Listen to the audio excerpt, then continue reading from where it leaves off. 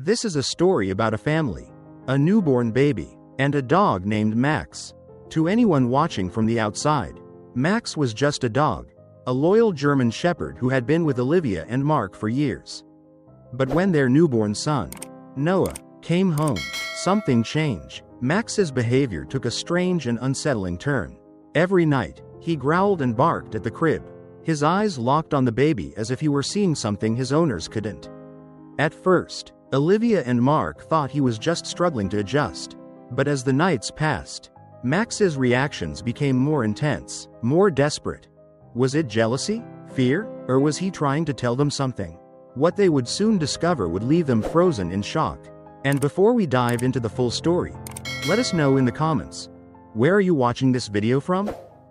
Olivia and Mark had always considered Max their German shepherd, a part of the family. They had adopted him from a shelter 2 years ago, giving him a second chance at life. He was loyal, intelligent, and always protective of them. When Olivia became pregnant, Max seemed to sense it before anyone else.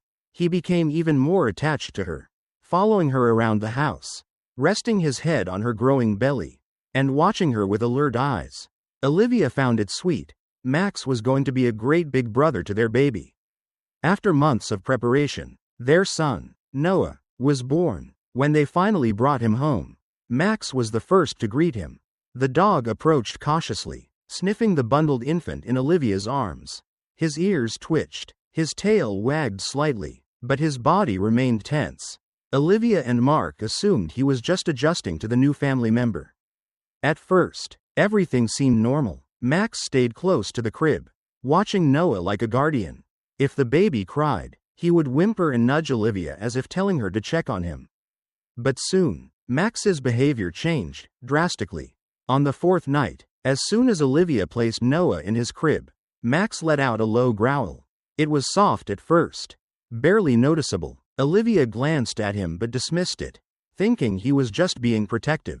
However, the next night, the growling grew louder. Max stood near the crib, his eyes fixed on Noah, his body tense. His ears were pinned back, and his fur bristled. By the end of the week, Max's growling turned into full-fledged barking. Every single night, like clockwork, as soon as they put Noah in his crib, Max would growl, bark, and pace around the nursery. At first, Olivia and Mark thought he might be reacting to outside noises, so they closed the windows and checked for any disturbances. But Max wasn't looking at the door or the window, he was looking directly at Noah. It became so bad that Mark had to start taking Max out of the room every night to prevent him from waking the baby. "This isn't normal," Olivia said one night, watching as Mark held Max's collar to stop him from lunging toward the crib. "Why is he acting like this?"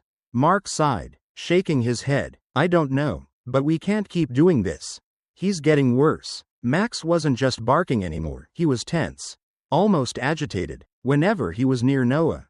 His tail, usually wagging when he was excited, stayed stiff. His eyes, usually warm and loving, were now constantly alert, watching the baby like he was seeing something Olivia and Mark couldn't. After 2 weeks of sleepless nights, Olivia and Mark made a difficult decision. They had to take Max to the vet. "We need to know if something's wrong with him," Mark said as they loaded Max into the car. "Maybe he's in pain, or maybe there's something about Noah that's making him react this way."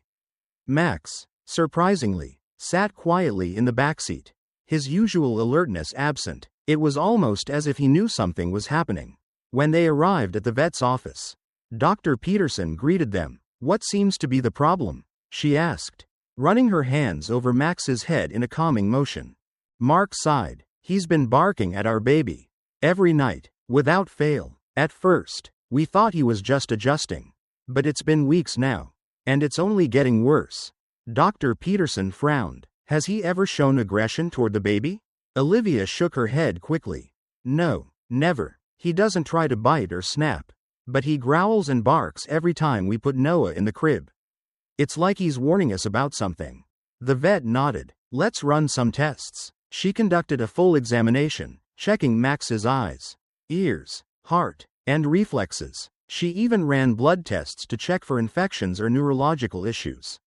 After nearly an hour, Dr. Peterson sat them down.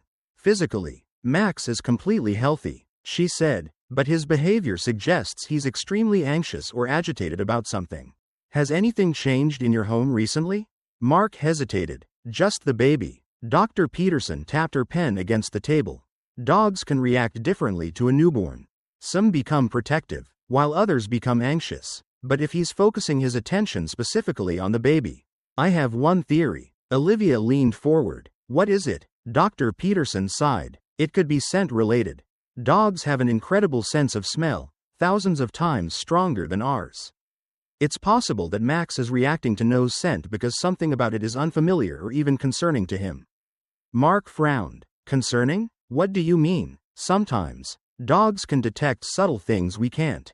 She explained. Changes in body chemistry, hormone levels, even minor illnesses. It's not common, but there have been cases where a dog sensed something medically wrong with a human before doctors did. Olivia's stomach twisted. Are you saying Max thinks something is wrong with Noah? Dr. Peterson held up her hands. I'm not saying that for sure, but I would recommend taking Noah for a checkup, just to rule out any underlying issues. A cold shiver ran through Olivia. She had been so focused on Max's behavior that she hadn't even considered the possibility that he might be trying to tell them something. Mark nodded. We'll do that. As they left the vet's office, Max walked beside them, his usual energy missing. Olivia couldn't shake the feeling that their dog knew something they didn't. The next morning, they took Noah to the pediatrician, and what they discovered left them frozen in shock. The drive home from the vet was quiet. Olivia sat in the passenger seat, staring out the window, her thoughts racing. Mark kept one hand on the steering wheel, the other resting on his knee, occasionally glancing at Max through the rearview mirror. The dog sat in the backseat, his ears perked up but his body tense, as if he knew something was still wrong. Dr. Peterson's words echoed in Olivia's mind. Dogs can detect subtle things we can't, sometimes even illnesses. She shook her head, refusing to let fear take over. Noah had just had a checkup a week ago. He was perfectly healthy, wasn't he? Max had been part of their lives for years. But lately, his behavior had become unbearable. The barking, the growling, the way he fixated on Noah every single night, it was too much. As much as Olivia loved him, she couldn't ignore the possibility that he might snap. We can't keep doing this, she finally said, breaking the silence. Mark sighed. I know. They had been trying to be patient, hoping Max would adjust to the baby's presence. But things were only getting worse. Every night, the tension in their house grew. And every night, they dreaded what would happen next. As they pulled into the driveway, Max's ears twitched, his body stiffened, and as soon as Mark turned off the engine, the dog let out a low growl. Olivia and Mark exchanged a look. Already? Mark muttered. We just got home. He stepped out of the car, opening the back door to let Max out. The moment the dog's paws hit the ground, he let out a deep, guttural growl, his eyes locked on the house. Olivia felt a chill creep down her spine. Max? She called softly. The dog turned toward her for a brief second, then snapped his head back to the house. His body was tense, his tail stiff. Mark grabbed his collar. Come on, buddy, let's go inside. Reluctantly, Max followed, but the moment they stepped through the front door, he let out a sharp bark, his eyes darting toward the nursery. They fed Max his dinner, hoping he would settle down, but it made no difference. The moment Noah was placed in his crib, Max's growling returned, deep, steady, and insistent. He stood at the nursery door, his entire body rigid. He didn't look away from the crib, his eyes locked on the baby as if he were watching something Olivia and Mark couldn't see. That's it, Mark said, rubbing his temples. I can't do this anymore. Olivia wrapped her arms around herself. What do? We can't just keep fighting him every night. Mark hesitated before saying, maybe we should take Max to my parents' house for a while. Just until we figure this out. Olivia's heart ached at the thought. Max had been with them for years. The idea of sending him away, even temporarily, felt like a betrayal. But what choice did they have? Just for a week, Mark reassured her. Maybe without Noah around, he'll calm down, and we can see if things change here. Olivia sighed. Okay, we'll take him tomorrow. That night, as they lay in bed, Olivia felt uneasy. She knew Max wouldn't hurt Noah, deep down. She believed that, but she also couldn't shake the feeling that Max was trying to tell them something. At 2 a.m., a loud bark startled her awake. She shot up in bed. Beside her, Mark groaned, rubbing his face. "Oh my God, not again." Max was barking wildly, his claws scraping against the nursery floor. His growls were louder, more aggressive than ever before. Olivia jumped out of bed, heart pounding. "Max, stop." But the dog wouldn't stop. His barking was relentless, his body tense as if preparing to lunge. Mark grabbed Max's collar, pulling him away from the crib. "That's enough," he snapped. Max resisted, his eyes locked on Noah. His ears flattened, his lips curled back in distress. He was acting like he was trying to warn them. "Mark, let him go," Olivia whispered. Her husband frowned. "What? Just, let's see what he does." Reluctantly, Mark released his grip. Max slowly approached the crib. His growling softer now, but still present. He sniffed the air, then took another step closer. And then, something changed. Max's growling stopped, his ears perked forward, his eyes widened, and his entire body froze. And then, he whimpered. Not a growl, not a bark, just a soft, almost pleading whimper. He nudged the crib with his nose. Once, twice, then, suddenly, he let out a sharp bark and turned to Olivia, staring at her with wide, desperate eyes. It was the most human-like expression she had ever seen on a dog. Pure panic. Something was wrong. Olivia rushed to the crib and scooped Noah into her arms. The moment she did, her heart stopped. Noah's tiny body felt limp. "Mark," she cried. Her husband turned, eyes widening as he saw her shaking. "What's wrong?" He's not waking up." Mark bolted forward, grabbing his phone to call 911 while Olivia gently shook Noah. "Baby, wake up," she pleaded. "Please, baby, open your eyes." Max whined, pacing around them, his tail tucked between his legs. Then, finally, a tiny, weak whimper escaped Noah's lips. Olivia let out a breath she hadn't realized she was holding. But something was wrong. His breathing was shallow. His face looked slightly flushed. His body warm to the touch. Mark was already speaking to the dispatcher. His voice urgent. "We need an ambulance. Our baby isn't responding properly. He's breathing, but barely." Minutes felt like hours as they waited for paramedics to arrive. Max sat beside Olivia, his nose pressed against her leg, his body trembling. When the ambulance finally pulled up, the paramedics took one look at Noah and immediately checked his vitals. "He's running a high fever," one of them said. "We need to get him to the hospital now." As Olivia and Mark climbed into the ambulance, Max tried to follow, but they had to leave him behind. As the doors shut, Olivia met his eyes one last time. He was watching, his head tilted, his expression unreadable, but she knew one thing for certain. Max hadn't been growling because he was jealous. He had been trying to save their baby's life. The ambulance sped through the city streets, its sirens piercing the quiet night. Olivia clutched Noah tightly against her chest, feeling the heat radiating from his tiny body. Mark sat beside her, his hand gripping hers, his knuckles white with tension. The paramedics worked quickly, monitoring Noah's breathing and checking his temperature. One of them turned to Olivia. "His fever is dangerously high. Do you know when it started?" Olivia's throat tightened. "No, he was fine when we put him to sleep." Mark shook his head. "We didn't notice anything, but Max had." A wave of guilt crashed over Olivia. Max had been trying to warn them for weeks, and they had ignored him. Worse, they had almost sent him away. When they arrived at the hospital, a team of doctors and nurses rushed Noah into the emergency room. Olivia and Mark were forced to wait outside, their anxiety mounting with every passing minute. After what felt like an eternity, a doctor finally approached them.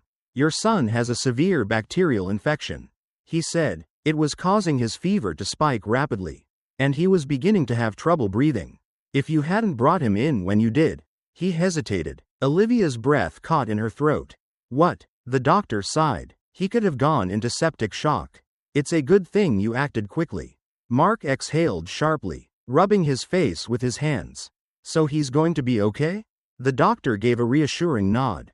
"We've started him on antibiotics, and we're monitoring his vitals. He'll need to stay in the hospital for a few days, but he's going to be fine." Tears welled in Olivia's eyes as she clutched Mark's arm. Thank God. But as relief flooded through her, another emotion quickly followed: guilt. Max had known all along. Hours later, when Noah was finally stable, Olivia pulled out her phone and scrolled through the baby monitor footage. She wanted to see what Max had been reacting to all those nights.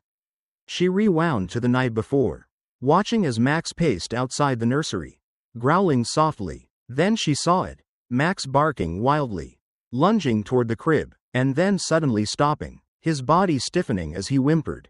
The moment Noah had gone still in his crib, Max had panicked. He had been trying to wake them up. Olivia's hands trembled as she set the phone down. She had been so worried about Max being aggressive that she hadn't realized he was protecting their baby in the only way he knew how. When morning arrived, Olivia and Mark called Mark's parents and asked them to bring Max to the hospital parking lot. When they stepped outside to meet them, Max was already straining against the leash. His ears perked, his eyes searching. The moment he saw Olivia and Mark, his tail wagged frantically. "Hey, buddy," Mark whispered, kneeling beside him. Max nuzzled against his chest, licking his face, whining softly. Olivia crouched down, running her fingers through his fur, her voice thick with emotion. "You saved Noah." Max let out a small, happy bark, his tail thumping against the ground. A few days later, when Noah was discharged from the hospital, Olivia and Mark brought him home. As soon as they walked through the door, Max was there, his nose twitching as he sniffed the baby carefully. This time, there was no growling, no barking. Max wagged his tail, then gently lay down beside Noah's crib, letting out a deep sigh of contentment. Mark chuckled, shaking his head. "I think he knows his job is done." Olivia smiled, wiping away a tear. He was never the problem. Mark, he was the solution. From that night on, Max never growled at Noah again. Instead, he remained the baby's guardian, always watching, always protecting. And Olivia and Mark? They would never again ignore Max's warnings. Because sometimes, a dog knows the truth before we do. What do you think about today's story? Do you believe situations like this can happen in real life? If you have any thoughts or feedback, feel free to leave a comment below. And don't forget to subscribe to the channel so you won't miss any exciting stories. See you in the next video.